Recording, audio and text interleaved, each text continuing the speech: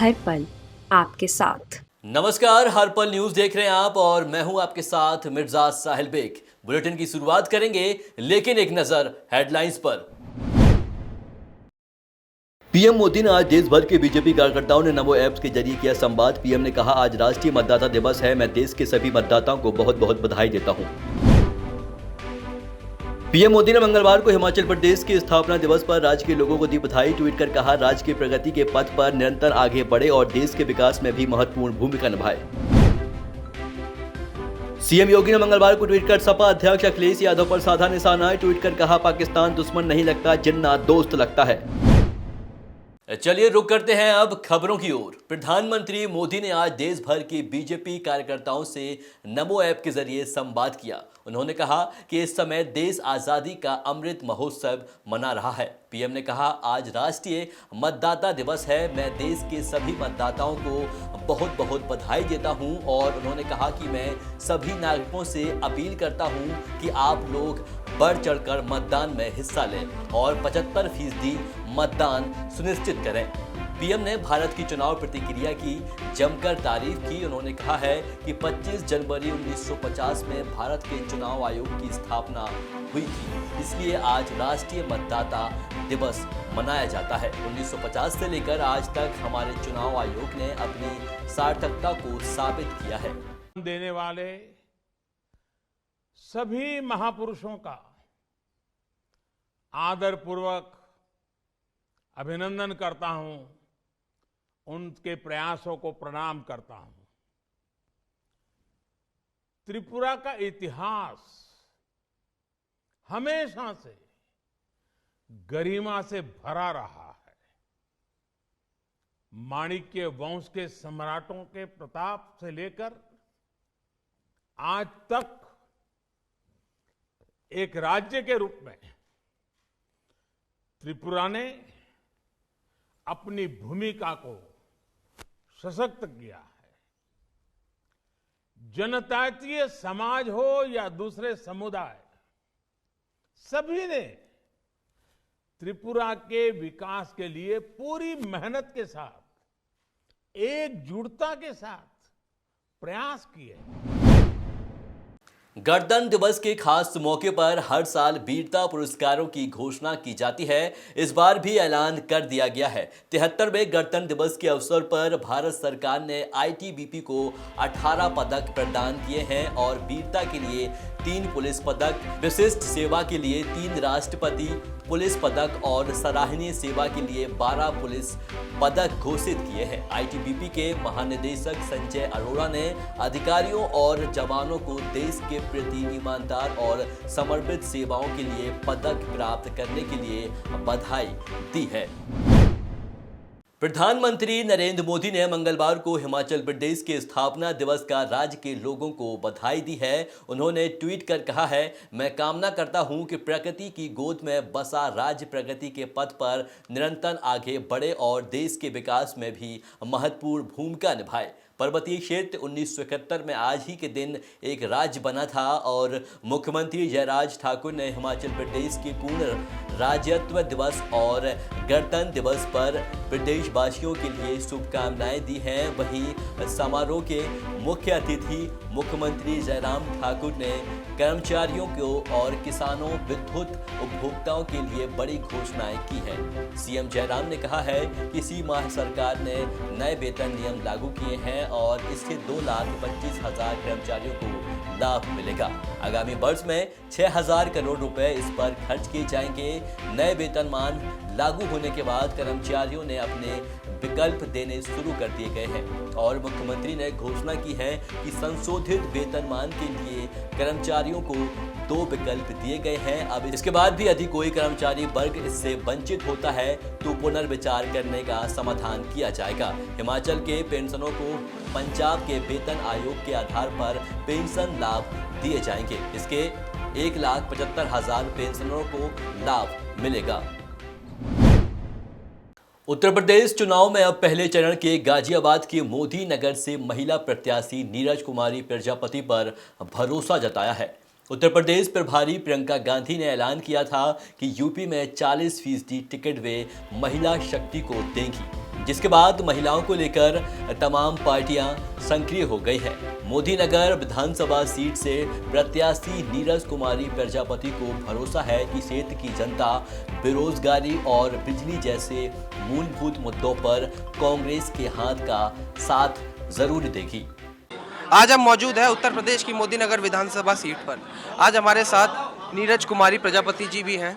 Ma'am, बहुत बहुत स्वागत है आपका हर्पल न्यूज़ पर। मैम, मैं आपसे पूछना चाहूँगा इस बार क्या होगा? जैसे बोलते हैं उत्तर प्रदेश में खेला होगा, कांग्रेस क्या करेगी इस बार उत्तर प्रदेश में?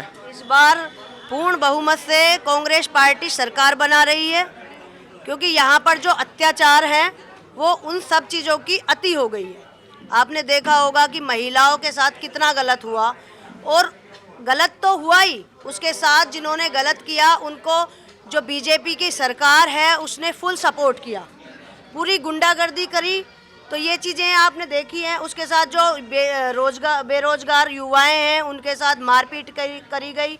वो हर कोई, जब से सरकार आई है 7 साल हो गए बीजेपी के, हर एक आदमी कोई ना कोई धरना ही दे रहा है। कोई रोड पे दे रहा है, चाहे एनआरसी को लेके हो, चाहे उनकी जो है बेरोजगारी को लेके हो, एसएससी की जो बच्चे तैयारी कर रहे हैं चाहे उन्हें लेके हो। आज डॉक्टर भी अपनी हड़ताल पर बैठे हैं। मतलब कोई भी वर्ग, किसी भी तरीके का कोई भी तबका, गरीब हो अमीर हो, हर तरीका व्यापारी वर्गों की कमर टूटी गई है। एलआईसी बेची जा रही हैं। जो हमारे रोजगार हैं, बैंकों का आपने देखा ही कितना बुरे जो स्थिति उन्होंने करी दी है।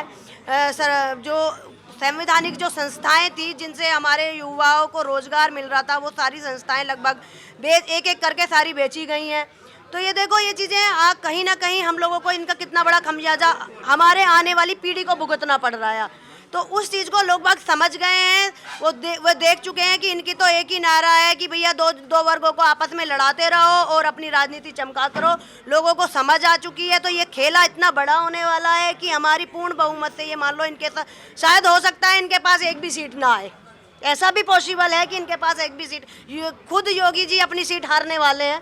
तो मैं आपको बताना चाहती हूँ कि हर तरीके का गरीब तबका हमारे साथ पूर्ण बाहुबलता से जुड़ा हुआ है, और यहाँ पर हम उत्तर प्रदेश के अंदर सरकार बना रहे हैं। पहले बोला जा रहा था कि श्री योगी आदित्यनाथ जी अयोध्या से इलेक्शन लड़ेंगे, और वो अब अपने घर गोरखपुर पहुंच चुके हैं। तो इस पर आप क्या बोलना चाहेंगे?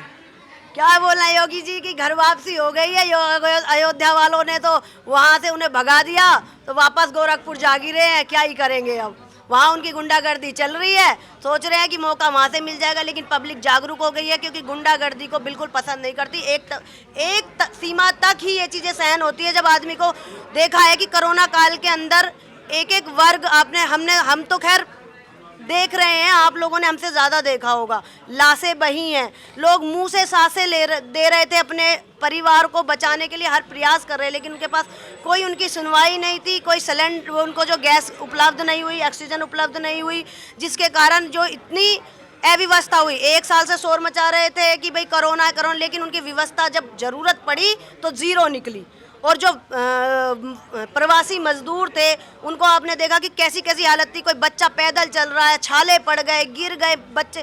जो प्रेग्नेंट महिलाएं थी उनकी स्थिति इतनी थी कि वो पैदल चल चल के चक्कर खा खा के गिर गई। आधे तो लोग अपने घर पहुंच भी नहीं पाए। तो ये सारी स्थिति यूपी के अंदर देखिए, कोई भूला नहीं है। दर्द को कोई नहीं भूलता, जो उनका परिवार का जो दर्द होता है उसको कोई नहीं भूलता। इनके अपशब्द हैं। इन्होंने नरेंद्र मोदी जी ने एक देखो बोला था, कांग्रेस की विधवा माँ, आपने सुना होगा ये वर्ड।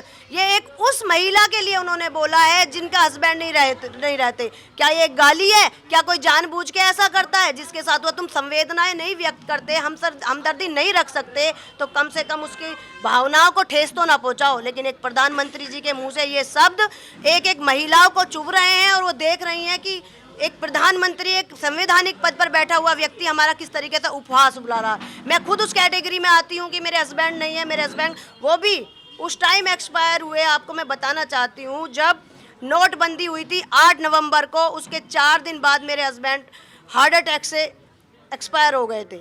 लेकिन चलो मैं मानती हूँ ये तो ऊपर वाले की करनी है, लेकिन उसके बाद जो हमने समस्याएं फेस करी है, तो एक हम देखो मीडियम परिवार से हैं, उसके बावजूद हमने इतनी समस्याएं फेस करी, तो हम लोगों ने क्या करा होगा। हम लोग ठीक तरीके से मातम नहीं मना पाए। हम 100 50 रुपए के लिए कह रहे तेरे पास 50 रुपए हैं, 100 रुपए हैं, कुछ है। क्यों? क्योंकि पैसे तो थे घर के अंदर, लेकिन वो मट्टी हो गए थे, मट्टी हो गए थे वो पैसे एट ए टाइम है अपने को।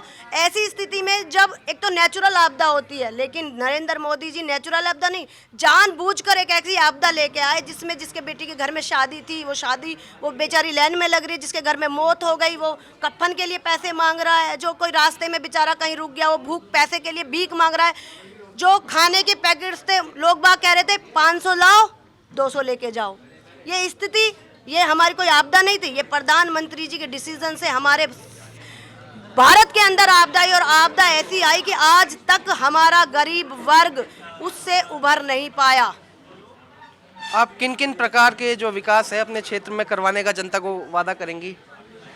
सबसे पहले मैं चाहूँगी कि महिलाओं का जो हमारे जो मैं अपनी विधानसभा की बात करती हूँ, जो महिलाएं हैं, क्योंकि कोरोना काल और नोटबंदी के टाइम से के बाद से 40 साल की महिलाओं को घर बैठा दिया गया। जो फैक्ट्री में काम करती थी उनको कह दिया कि भाई आप कोरोना है और आप एजिड हो गए हो, आप घर बैठो। जो युवा वर्ग था वो उसको जो है, जो उसकी सैलरी थी उसको आधे में काम करा दिया गया। तो सबसे पहले तो मैं ये कहूँगी कि मैं महिलाओं के लिए ऐसी व्यवस्था करूँगी कि उनको जो है, जो 40 साल की महिलाएं हैं उनको रोजगार मिले और वो अपना जो जीवन मतलब अच्छे से चला पाएँ। दूसरा हम चाहूँगी कि यहाँ चिकित्सा की स्थिति, यहाँ जो हमारी कहने के लिए तो जो पिछली बार विधायक प्रेजेंट की विधायक हैं मंजू शिवाजी डॉक्टर हैं, और उन्होंने लोगों से वादा किया कि मैं चिकित्सा की व्यवस्था अच्छे, जबकि हमसे ज़्यादा वो समझती हैं कि चिकित्सा क्या होती है, कितनी ज़रूरत होती है। लोग उनके पास जाते हैं 500-500 हज़ार उनकी फ़ीस है, उन्हें पता है कि कितनी ज़रूरत है, गरीब आदमी नहीं कर सकता। उन्होंने वादा किया था कि लाइन पार में एक हॉस्पिटल बनवाऊंगी, लेकिन आपको पता है कि कांग्रेस पार्टी जो कहती है वो करती है। मैं यहाँ की विधानसभा वाले जो यहाँ मोदी नगर की विधानसभा, ये वादा करती हूँ कि अगर मैं यहाँ पे विधायक बनती हूँ तो यहाँ लाइन पार एक बड़ा हॉस्पिटल जिसमें सभी लोगों को मुफ्त इलाज मिलेगा उसकी व्यवस्था करके दूंगी। ये मेरा वादा नहीं है, ये मेरा संकल्प है और मैं ये करूंगी। तो ये थी हमारे साथ नीरज कुमार प्रजापति जी। यश शर्मा, हर्पल न्यूज़, दिल्ली। मुख्यमंत्री योगी आदित्यनाथ ने मंगलवार को ट्वीट कर सपा अध्यक्ष अखिलेश यादव पर जमकर निशाना साधा है। उन्होंने ट्वीट कर कहा है कि जिन्हें पाकिस्तान दुश्मन नहीं लगता, जिन्ना दोस्त लगता है, उनकी शिक्षा, दीक्षा और दृष्टि पर क्या ही कहा जाए। यूपी चुनाव जैसे जैसे परवान चढ़ रहा है, आरोप प्रत्यारोप का दौर बढ़ता जा रहा है। सभी राजनीतिक दल खुद को 10 फरवरी को होने वाले मतदान में आगे बता रहे हैं। बीजेपी का दावा है कि पार्टी इस बार फिर से 300 से ज्यादा सीटें जीतने में कामयाब रहेगी। मुख्यमंत्री योगी ने एक अन्य ट्वीट में कहा है कि एक कहावत है, करे ना धरे तरकस पहने फिरे। पूरे विपक्ष का यही हाल है, सत्ता में रहे तो कुछ करना ना धरा, अब चुनाव के समय सब तरकस पहने फिर रहे हैं। आरपीएन सिंह ने कांग्रेस से इस्तीफा देकर आज बीजेपी ज्वाइन कर ली है। इस मौके पर आरपीएन सिंह ने पीएम मोदी, सीएम योगी की तारीफ की है और वहीं उन्होंने कांग्रेस पार्टी पर सवाल खड़े किए हैं। दिल्ली स्थित बीजेपी के मुख्यालय में केंद्रीय मंत्री धर्मेंद्र प्रधान ने आरपीएन सिंह को बीजेपी की सदस्यता दिलाई है और बीजेपी ज्वाइन करने के बाद आरपीएन सिंह ने जेपी नड्डा के साथ पीएम नरेंद्र मोदी, अमित शाह का धन्यवाद किया है और बोले हैं कि पीएम मोदी ने काफी कम समय में राष्ट्रीय निर्माण का कार्य किया है। सिंह ने यह भी कहा है कि यूपी में सीएम योगी ने कानून व्यवस्था में सुधार किया है। वो आगे बोले हैं कि मैं पूर्वांचल से आता हूं, जिसका मुझे गर्व है। यहाँ डबल इंजन की सरकार ने काफी विकास किया है और आरपीएन सिंह ने कांग्रेस की सोच पर सवाल उठाए हैं। वे बोले हैं कि काफी लोग उनको पहले से कहते थे कि उनको बीजेपी में जाना चाहिए। वो बोले कि इस पर मैं ये कहना चाहता हूं कि देर आए दुरुस्त आए। वहीं इस मौके पर बीजेपी के प्रदेश अध्यक्ष स्वतंत्र देव सिंह और यूपी के डिप्टी सीएम केशव प्रसाद मौर्य, दिनेश शर्मा, ज्योतिरादित्य सिंधिया, अनुराग ठाकुर इस मौके पर मौजूद रहे। सूत्रों के मुताबिक बीजेपी आरपीएन सिंह को स्वामी प्रसाद मौर्य के खिलाफ कुशीनगर की बडरौना विधानसभा सीट से उतारने की तैयारी में है। जम्मू कश्मीर में गणतंत्र दिवस को लेकर सभी सुरक्षा इंतजाम कर लिए गए हैं और सभी संवेदनशील इलाकों में कड़ी नजर रखी जा रही है। श्रीनगर शहर में खासकर मुख्य समारोह स्थल के आसपास सुरक्षा को कड़ा कर दिया गया है और शहर में दाखिला होने वाले रास्तों के साथ साथ शहर में भी कई जगहों पर नाके स्थापित किए गए हैं। संदिग्ध व्यक्तियों को और वाहनों की तलाशी ली जा रही है। जम्मू संभाग में भी सुरक्षा बल सतर्क है। जम्मू कश्मीर पुलिस के कश्मीर रेंज के आईजीपी और विजय कुमार ने कहा है कि पुलिस सेना और सीआरपीएफ द्वारा पिछले एक सप्ताह से श्रीनगर और जिला मुख्यालयों में तलाशी अभियान चलाया जा रहा है। संवेदनशील इलाकों में ड्रोन से निगरानी रखी जा रही है। इसको लेकर घाटी में कई जगहों पर सुरक्षा अभ्यास भी किया गया है। ऑनलाइन शॉपिंग प्लेटफॉर्म अमेज़न पर मध्य प्रदेश के गृह मंत्री नरोत्तम मिश्रा ने एफआईआर के आदेश दिए हैं।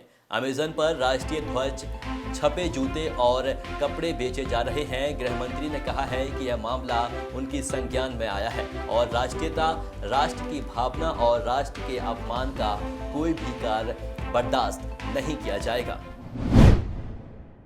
उत्तर प्रदेश विधानसभा चुनाव के पहले चरण के 11 जिलों में 58 सीटों पर नामांकन पत्रों की जांच कर ली गई है, जिसमें बाहुबली नेता और पूर्व विधायक भगवान शर्मा उर्फ गुड्डू पंडित और बुलंदशहर हिंसा के मुख्य आरोपी योगेश राज का नामांकन रद्द कर दिया गया है।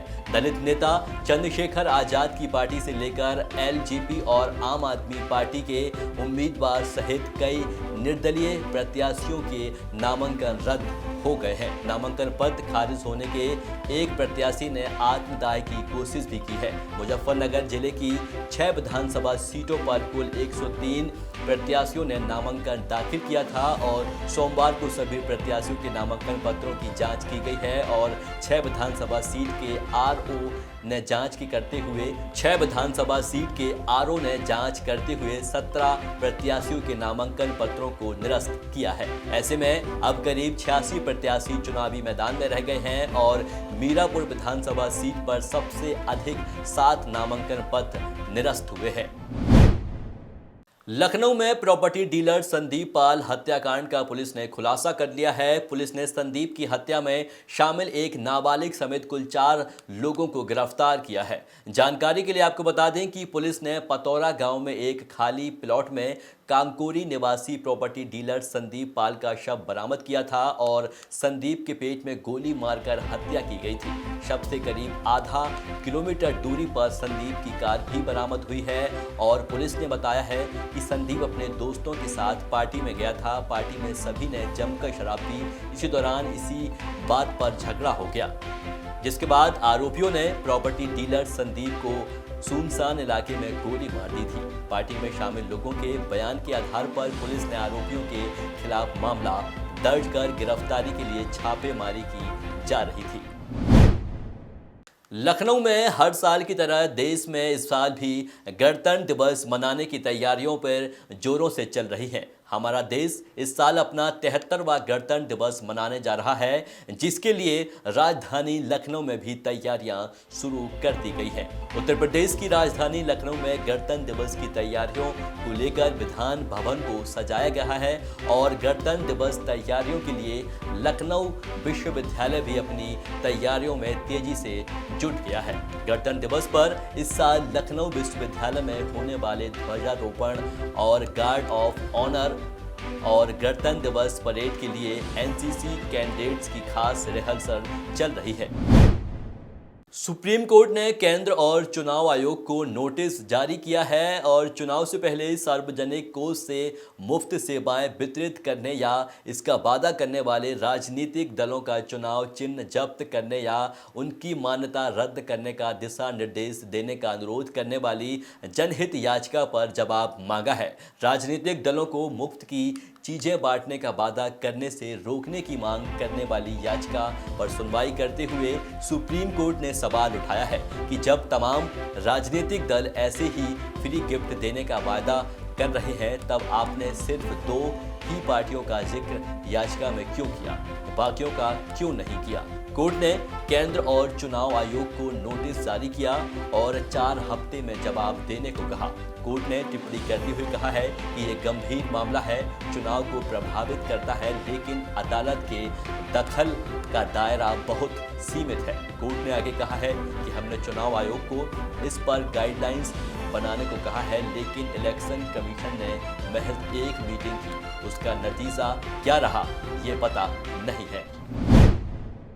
हिमाचल के चांबा में इन दिनों जबरदस्त बर्फबारी देखी जा रही है। बर्फबारी की वजह से रास्ते बंद हैं। चारों तरफ 3 से 4 फीट तक बर्फ जमी है। इसी बर्फबारी में शादी की खूबसूरत तस्वीर सामने आई है। पालकी की मदद से दूल्हे की बारात निकली और दुल्हन ससुराल आ गई। हिमाचल के सिरमौर में बर्फबारी के बीच शादियों का सिलसिला जारी है। आपको बता दें, यहाँ जबरदस्त बर्फबारी के बीच बारात निकली तो आगे बर्फ ही बर्फ ही थी। पहले तो जेसीबी से बर्फ हटाने की कोशिश हुई और फिर जेसीबी पर बारात आगे बढ़ाई गई। कई सड़कें बंद थीं, जिसके चलते बारात लौटते वक्त 2 जेसीबी मशीनों का इंतजाम किया गया और रीति रिवाजों के साथ शादी के बाद 2.5 फीट बर्फ के कोहरे ने दूल्हा दुल्हन को पालकी में उठाकर देर शाम चुबाड़ी बस स्टैंड पर पहुंचा दिया।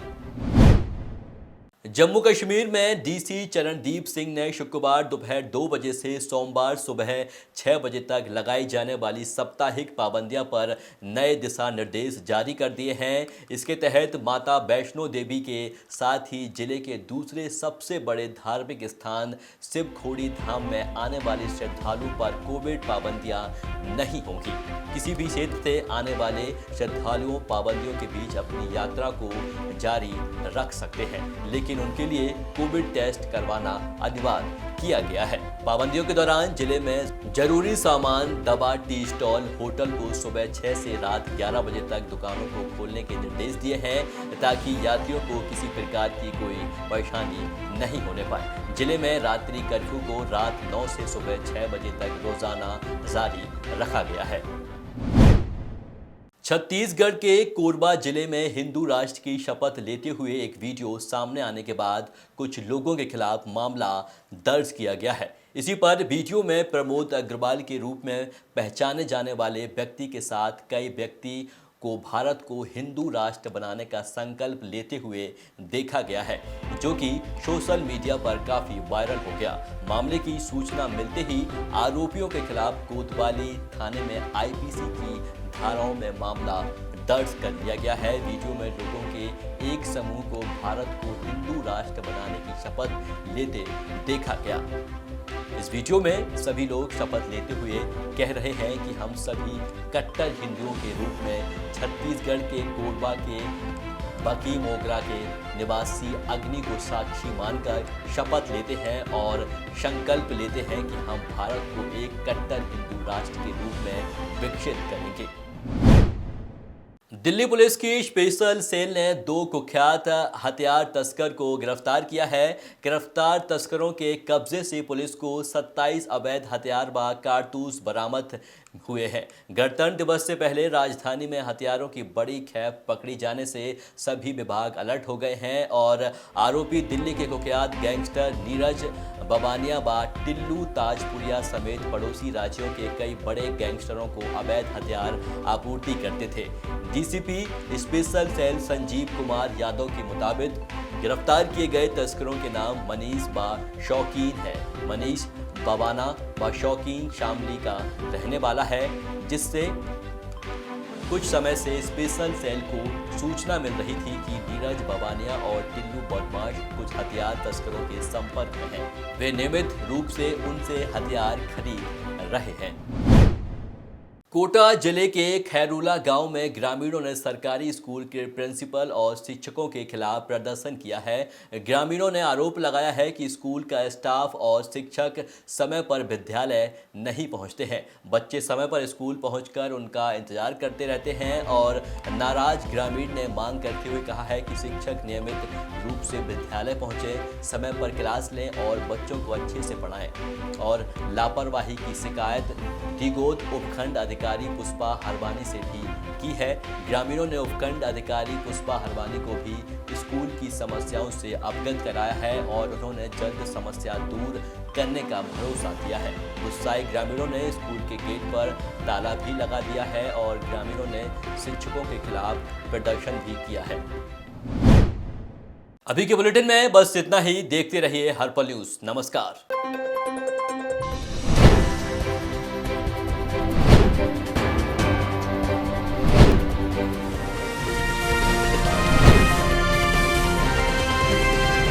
हर पल आपके साथ।